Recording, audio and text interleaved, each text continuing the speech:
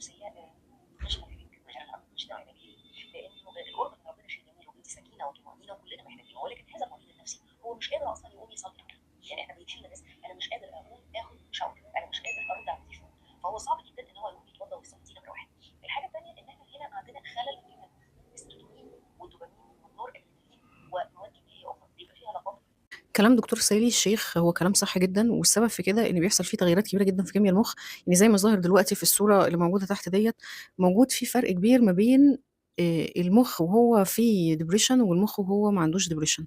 فهنلاقي فرق كبير جدا بين الصورتين. يعني الصوره اللي تحت مني بالظبط دي، ده لو واحد عنده، ده لو واحد ما عندوش اكتئاب، والصوره اللي جنبيها دي لو واحد عنده اكتئاب. فلو انتوا واخدين بالكم هتلاقوا في فرق كبير جدا ما بين الصورتين، وده يوضح قد ايه ان بيبقى في خلل في كيمياء المخ. فبسبب خلل كيمياء المخ ده هو اللي بيخلي ان البني ادم مش هيقدر ان هو يتفاعل بشكل كويس، فبالتالي هو محتاج لعلاج. زي برضو ما هو واضح دلوقتي كده قدامنا، برضو هنلاقي صور لبي تي سكان موجوده لشخص عنده بي تي اس دي اللي هو اضطراب قرن بعد الصدمه. هنلاقيه برضو الصوره اللي هي اللي فوق على الناحيه التانيه اللي هي الهيلث برين، ده الشخص اللي هو ما عندوش بي تي اس دي. يعني هنلاقي ان في فرق كبير جدا ما بين الشخص ده وما بين الشخص التاني اللي هو عنده بي تي اس دي اللي هو اضطراب قرن بعد الصدمه.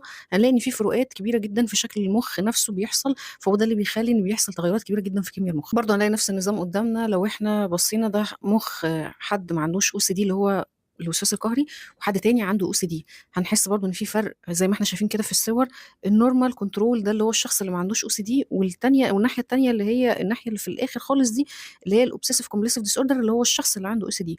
فزي ما احنا شايفين في خلل واضح وصريح في كيمياء المخ. فيا جماعه لو حد عنده مرض نفسي، المرض النفسي بيحتاج لعلاج زيه زي اي مرض عضوي. لو انا حد رجلي اتكسرت هقوم اصلي ولا هروح اجبس رجلي؟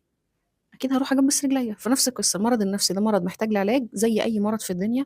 باخد العلاج بتاعي، بعد كده كيمياء المخ عندي بتبدا ان هي ترجع للوضع الطبيعي بتاعها. محدش معترض خالص ان انت تمارس العبادات بتاعتك والامور الروحيه بتاعتك، اكيد هترجع بشكل احسن معاها.